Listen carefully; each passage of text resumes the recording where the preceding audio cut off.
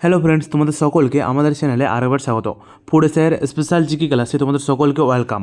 দেখো, আমরা প্রত্যেক দিন 30টি করে আলোচনা করছি প্রশ্ন, যেগুলো তোমাদের জন্য কিন্তু খুব গুরুত্বপূর্ণ, মনে রাখবে। ঠিক আছে, আজকে দেখো প্রশ্নমান রয়েছে আমাদের, ভারতের বৃহত্তম টিউলিপ ফুলের গার্ডেন কোথায় অবস্থিত? খুব গুরুত্বপূর্ণ প্রশ্ন এটা। ভারতের বৃহত্তম টিউলিপ ফুলের গার্ডেন কোথায় অবস্থিত? মনে রাখবে, জম্মু কাশ্মীরে আমাদের ভারতের বৃহত্তম টিউলিপ ফুলের গার্ডেন অবস্থিত, যেটার নাম হচ্ছে আমাদের কি, সেটার নাম হচ্ছে Indira Gandhi Memorial tulip garden. ঠিক আছে, অ্যান্ড এখানেই কিন্তু আমাদের টিউলিপ ফেস্টিভ্যাল উদযাপন করা হয়। তো তোমাদের যদি পড়ে যে টিউলিপ ফেস্টিভ্যাল কোথায় পালন করা হয়, তো এটা আমাদের জম্মু কাশ্মীরে পালন করা হয়, মনে রাখবে। দেখো নেক্সট, আমাদের মানবদেহে কোরোটিক স্নায়ুর সংখ্যা কত? মানবদেহে কোরোটিক স্নায়ুর সংখ্যা কত? মনে রাখবে, মানবদেহে কোরোটিক স্নায়ুর সংখ্যা হচ্ছে আমাদের 12 জোড়া। ঠিক আছে, অ্যান্ড সুষুম্না স্নায়ুর সংখ্যা হচ্ছে আমাদের 31 জোড়া। ঠিক আছে, মনে রাখবে। তত্ত্ববোধনী সভা কে প্রতিষ্ঠা করেন? এই সভা সমিতি রিলেটেড যে প্রশ্নগুলো থাকে, এই রিলেটেড তোমাদের ফুড এসআইয়ে একটা প্রশ্ন কিন্তু আসবেই। ঠিক আছে, তো তত্ত্ববোধনী সভা কে প্রতিষ্ঠা করেন? তিনি হচ্ছেন দেবেন্দ্রনাথ ঠাকুর। মনে রাখবে কত সালে, সেটা হচ্ছে 1839 সালে তিনি কিন্তু তত্ত্ববোধনী সভা প্রতিষ্ঠা করেন। দেখো, আমাদের 4 নম্বর প্রশ্ন রয়েছে, হোজাগিরি ভারতের কোন রাজ্যের একটি লোকনৃত্য? খুব গুরুত্বপূর্ণ, হোজাগিরি ভারতের কোন রাজ্যের লোকনৃত্য? মনে রাখবে, ত্রিপুরার একটি লোকনৃত্য হচ্ছে আমাদের হোজাগিরি। ঠিক আছে, অ্যান্ড এই হোজাগিরি নৃত্য এটা ত্রিপুরার রেওয়া উপজাতি দ্বারা কিন্তু পালন করা হয়। ঠিক আছে, মনে রাখবে। দেখো, নাপথা জলবিদ্যুৎ কেন্দ্রটি কোন রাজ্যে অবস্থিত? নাপথা জলবিদ্যুৎ প্রকল্পটি কোন রাজ্যে অবস্থিত? মনে রাখবে, নাপথা জলবিদ্যুৎ প্রকল্প এটা আমাদের হিমাচল প্রদেশে অবস্থিত। দেখো নেক্সট, কোন গ্যাস সবচেয়ে হালকা? নিম্নের কোন গ্যাস সবচেয়ে হালকা? এটা আমরা এই প্লেলিস্টে অনেকবার কিন্তু এই প্রশ্নটি করেছি। তো সবচেয়ে হালকা গ্যাস মনে রাখবে কিন্তু আমাদের হাইড্রোজেন। ঠিক আছে, হাইড্রোজেন গ্যাস হচ্ছে সবচেয়ে হালকা, বাট সবচেয়ে হালকা নিষ্ক্রিয় গ্যাস হচ্ছে সেটা আমাদের হিলিয়াম। হিলিয়াম হচ্ছে সবচেয়ে হালকা নিষ্ক্রিয় গ্যাস। ঠিক আছে, নেক্সট দেখো, আমাদের লং ওয়াক টু ফ্রিডম বইটি কার লেখা? লং ওয়াক টু ফ্রিডম বইটি কার লেখা? মনে রাখবে, নেলসন ম্যান্ডেলা লিখেছেন লং ওয়াক টু ফ্রিডম। ঠিক আছে, তোমাদেরকে বলে দিই, নেলসন ম্যান্ডেলা তিনি কিন্তু আমাদের 1990 সালে কিন্তু ভারতরত্ন পেয়েছেন। তো নেলসন ম্যান্ডেলা ভারতরত্ন কত সালে পেয়েছেন? 1990 সালে। তিনি ছিলেন একজন দক্ষিণ আফ্রিকার প্রাক্তন প্রাইম মিনিস্টার, মনে রাখবেন, নেলসন ম্যান্ডেলা। ঠিক আছে, অ্যান্ড তাকে কিন্তু আফ্রিকার গান্ধী বলেও তাকে ডাকা হয়।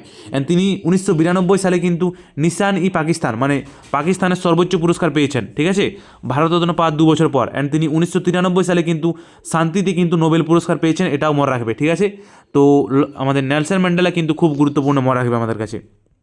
দেখো, নিচের কোনটি জলবাহিত রোগ? নিচের কোনটি জলবাহিত রোগ? নিচের মধ্যে আমাদের টাইফয়েড হচ্ছে জলবাহিত রোগ। দেখো, ক্লোরোফ্লুরোকার্বনের একটি উৎস কি? ক্লোরোফ্লুরোকার্বনের একটি উৎস কি? মনে রাখবে, জেট প্লেন হচ্ছে ক্লোরোফ্লুরোকার্বনের একটি উৎস। নিউ ল্যাম্পস অফ ওল্ড প্রবন্ধটি কে লিখেছেন? শ্রী অরবিন্দ ঘোষ লিখেছেন new lamps of old. Damodar উপত্যকা অঞ্চলে পুরাতন কয়লা খনি কোনটি? দামোদর উপত্যকা অঞ্চলে পুরাতন কয়লা খনি কোনটি? সঠিক উত্তর, রানীগঞ্জ হচ্ছে দামোদর উপত্যকা অঞ্চলে পুরাতন কয়লা খনি। সিএফসি এর ব্যবসা ভিত্তিক নাম কি? সিএফসি বা ক্লোরোফ্লুরোকার্বন এর ব্যবসা ভিত্তিক নাম হচ্ছে আমাদের ফ্রেয়ন। দেখো নেক্সট, আমাদের বাল্যবিবাহ নিয়ন্ত্রণে চাইল্ড ম্যারেজ রেস্ট্রেন্ট অ্যাক্ট কবে চালু হয়? মানে বাল্যবিবাহ নিষেধ আইন কবে চালু হয়? মনে রাখবে, 1929 সালে বাল্যবিবাহ নিষেধ আইন কিন্তু চালু হয়েছিল। ঠিক আছে, অ্যান্ড তোমাদেরকে বলে দিই, এই আইন দ্বারা কিন্তু আমাদের ছেলেদের বিয়ের বয়স সর্বনিম্ন 18 বছর করা হয়েছিল, এবং মেয়েদের বিয়ের বয়স সর্বনিম্ন 14 বছর করা হয়েছিল। অ্যান্ড এই একটাকে আমাদের বাল্যবিবাহ নিয়ন্ত্রণ আইন 1929 সালের এই বাল্যবিবাহ নিয়ন্ত্রণ আইন, এই একটাকে কিন্তু আমাদের সারদা আইনও বলা হয়। মনে রাখবে, এটার নাম সারদা আইন। ঠিক আছে, নেক্সট দেখো, 14 নম্বর প্রশ্ন হচ্ছে, বিশ্ব ক্যান্সার দিবস কবে পালন করা হয়? খুব গুরুত্বপূর্ণ, বিশ্ব ক্যান্সার দিবস কবে পালন করি আমরা? মনে রাখবে, 4 ফেব্রুয়ারি পালন করি আমরা বিশ্ব ক্যান্সার দিবস। দেখো, 15 নম্বর প্রশ্ন হচ্ছে, ভারতের প্রথম পারমাণবিক চুল্লির নাম কি? ভারতের প্রথম পারমাণবিক চুল্লির নাম কি? মনে রাখবে, অপ্সরা হচ্ছে ভারতের প্রথম পারমাণবিক চুল্লির নাম। এলপিজি কিসে ব্যবহার করা হয়? এলপিজি কিসে ব্যবহার করা হয়? মনে রাখবে এলপিজি আমাদের রান্নার কাজে ব্যবহার করা হয়। ঠিক আছে, তোমাদেরকে এখানে একটা জিনিস বলে দিই, আমাদের কিন্তু ফুড এসে এক্সামের জন্য লাস্ট 12 মান্থ কিন্তু কারেন্ট অ্যাফেয়ার্স আমাদের টেলিগ্রাম চ্যানেলে আমরা ফ্রিতে কিন্তু সেটা তোমাদেরকে দিয়ে দিয়েছি। তোমরা যদি কারো তোমাদের সেটা প্রয়োজন পড়ে তো তোমরা সেখানে গিয়ে নিশ্চয়ই সেটা ডাউনলোড করতে পারো। ঠিক আছে, এছাড়া আমরা যে হাই ভোল্টেজ ক্লাসগুলো যেগুলো করাচ্ছি সেগুলোর পিডিএফও কিন্তু আমাদের টেলিগ্রাম চ্যানেলে দেওয়া হয়, তোমরা সেগুলো কিন্তু সেখানে সংগ্রহ করে নিতে পারো। দেখো 7 নম্বর প্রশ্ন হচ্ছে, জলের সুস্থায়ী ব্যবহার ও সংরক্ষণ ব্যবস্থাকে কী বলে? জলের সুস্থায়ী ব্যবহার ও সংরক্ষণ ব্যবস্থাকে বলা হয় নীল বিপ্লব, মনে রাখবে। দেখো নেক্সট 18 নম্বর প্রশ্ন হচ্ছে, বন সম্পদের উপর মানুষের চাহিদা খুব বেড়েছে কবে? কবে থেকে বন সম্পদের উপর মানুষের চাহিদা খুব বেড়ে গেছে? দ্বিতীয় বিশ্বযুদ্ধের পর, মনে রাখবে যে বন সম্পদের উপর মানুষের চাহিদা খুব বেড়েছে। ঝুম চাষ হলো এক প্রকারের ড্যাশ, এটা কিন্তু খুব গুরুত্বপূর্ণ, এটা বারবার আসে। ঝুম চাষ কি? তো মনে রাখবে ঝুম চাষ হচ্ছে আমাদের পাহাড়ি ও স্থায়ী কৃষি। ঠিক আছে, পাহাড়ি অঞ্চলের অস্থায়ী কৃষি পদ্ধতির নাম হচ্ছে আমাদের ঝুম চাষ, যেটাকে স্থানান্তর কৃষি পদ্ধতি বলেও জানা হয়। সুন্দরলাল বহুগুণা নেতৃত্ব দিয়েছিলেন কোন আন্দোলনে? কোন আন্দোলনের নেতা ছিলেন সুন্দরলাল বহুগুণা? মনে রাখবে আমাদের সেটা হচ্ছে চিপকো আন্দোলন। চিপকো আন্দোলনের নেতা ছিলেন সুন্দরলাল বহুগুণা। ঠিক আছে, চিপকো আন্দোলন কত সালে হয়েছিল? মনে রাখবে আমাদের 1973 সালে কিন্তু চিপকো আন্দোলন শুরু হয়েছিল। ঠিক আছে, অ্যান্ড তোমাদেরকে বলে দিই চিপকো শব্দের অর্থ কী। চিপকো শব্দের অর্থ হচ্ছে আলিঙ্গন করা বা জড়িয়ে ধরা। ঠিক আছে, মনে রাখবে, অ্যান্ড এটা উত্তরাখণ্ডে কিন্তু শুরু হয়েছিল চিপকো আন্দোলন। ভারতের জাতীয় কংগ্রেসের দ্বিতীয় বার্ষিক অধিবেশনে কে সভাপতিত্ব করেন? দ্বিতীয় বার্ষিক অধিবেশনে কে সভাপতিত্ব করেন? তিনি হচ্ছেন দাদাভাই নৌরোজি। খুব গুরুত্বপূর্ণ, তোমাদেরকে বলে দিই দাদাভাই নৌরোজি কিন্তু আমাদের 3বার কংগ্রেসের অধিবেশনে কিন্তু সভাপতিত্ব করেন। ঠিক আছে, সেগুলো হচ্ছে আমাদের 1886 সালের কলকাতা অধিবেশন। ঠিক আছে, নেক্সট হচ্ছে আমাদের 1893 সালের আমাদের 1893 সাল লাহোর অধিবেশন। ঠিক আছে, নেক্সট হচ্ছে আমাদের 1906 সালের কলকাতা অধিবেশন। ঠিক আছে, মনে রাখবে 3বার অধিবেশন করেন, অ্যান্ড তাকে কিন্তু ভারতের great old man of India বলা হয়, বা ভারতের প্রবৃদ্ধ মানুষ বলা হয় আমাদের দাদাভাই নৌরোজিকে। ঠিক আছে, অ্যান্ড এছাড়াও তাকে কিন্তু ভারতের বেসরকারি রাষ্ট্রদূত বলা হয়।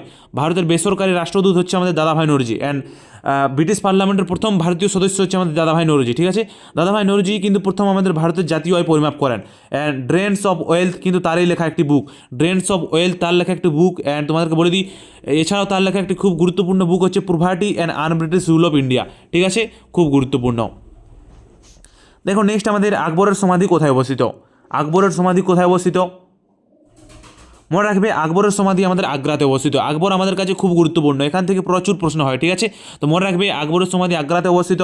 অ্যান্ড তোমাদেরকে বলে দিই আমাদের 1556 সালে কিন্তু আকবর মাত্র 13 বছর বয়সে সিংহাসন লাভ করেন। ঠিক আছে, আর তার রাজত্ব চলেছিল 1605 খ্রিস্টাব্দ পর্যন্ত। ঠিক আছে, অ্যান্ড তার শেষ অভিযান কী ছিল? তার শেষ অভিযান ছিল আমাদের আশিরগড় অভিযান, ছিল আকবরের শেষ অভিযান, মনে রাখবে। দেখো 23 নম্বর প্রশ্ন হচ্ছে, নিচের কোনটি দূষণহীন বিদ্যুৎ শক্তি উৎপাদিত হয়? কোনটি দূষণহীন বিদ্যুৎ শক্তি উৎপাদন করে? মনে রাখবে আমাদের জলবিদ্যুৎ একটি দূষণহীন বিদ্যুৎ শক্তি উৎপাদন করে। ঠিক আছে, জলবিদ্যুৎকে বলা হয় আমাদের সাদা কয়লা বলা হয় জলবিদ্যুৎকে, মনে রাখবে। বিশ্বের সর্বাধিক কয়লা ব্যবহারকারী দেশ কোনটি? সবচেয়ে বেশি কয়লা ব্যবহার করে কোন দেশ? মনে রাখবে ভারত সবচেয়ে বেশি কয়লা ব্যবহার করে, বাট সবচেয়ে বেশি কয়লা উত্তোলন করে মনে রাখবে চীন। কোন নদীর উপর পং বাঁধ গড়া হয়েছে? পং বাঁধ গড়া হয়েছে কোন নদীর উপর? বিপাশা নদীর উপর পং বাঁধ গড়া হয়েছে, মনে রাখবে। দেখো ভারতের সামরিক শহর কাকে বলা হয়? মিরাটকে বলা হয় ভারতের সামরিক শহর। ভারতের প্রথম মহিলা প্রতিরক্ষা মন্ত্রী কে ছিলেন? মনে রাখবে ভারতের প্রথম মহিলা প্রতিরক্ষা মন্ত্রী কে ছিলেন? তিনি হচ্ছেন ইন্দিরা গান্ধী। দেখো সুলতান মাহমুদ মোট কতবার ভারত আক্রমণ করেন? মনে রাখবে সুলতান মাহমুদ মোট 17 বার ভারত আক্রমণ করেছিলেন। ঠিক আছে, 1000 সাল থেকে 1027 সাল অবধি তিনি মোট 17 বার ভারত আক্রমণ করেছিলেন। তার মধ্যে তার সর্বশ্রেষ্ঠ ভারত আক্রমণ ছিল আমাদের 2025 সালে। ঠিক আছে, যখন তিনি কিন্তু গুজরাটের সোমনাথ মন্দির লুণ্ঠন করেছিলেন। মনে রাখবে গুজরাটের সোমনাথ মন্দির তিনি 1025 সালে লুণ্ঠন করেছিলেন। ঠিক আছে, নেক্সট অর্থশাস্ত্র গ্রন্থের রচয়িতা কে? তিনি হচ্ছেন কৌটিল্য বা বিষ্ণুগুপ্ত বা চাণক্য অর্থশাস্ত্র রচনা করেন। নেক্সট কোন রাজ্যে ভারতের প্রথম ভ্যাট চালু হয়? কোন রাজ্যে ভারতের প্রথম ভ্যাট চালু হয়? ভ্যাট এর সম্পূর্ণত হচ্ছে ভ্যালু অ্যাডেড ট্যাক্স। তো এটা প্রথম কোন রাজ্যে চালু হয়? মনে রাখবে হরিয়ানাতে সবচেয়ে প্রথম ভ্যাট চালু হয়, অ্যান্ড জিএসটি সবচেয়ে প্রথম চালু হয় কিন্তু আসামে। ঠিক আছে, মনে রাখবে, অ্যান্ড জিএসটি সর্বপ্রথম শুরু হয়েছিল আমাদের ফ্রান্সে, এটা মনে রাখবে তোমরা। ঠিক আছে, তো আজকে প্রশ্নগুলি ছিল, তোমাদের জানাবে নিশ্চয়ই যে ক্লাসটি কেমন লাগলো। ঠিক আছে, ওকে বাই, সকলে ভালো থেকো। ঠিক আছে, আমাদের টাটা।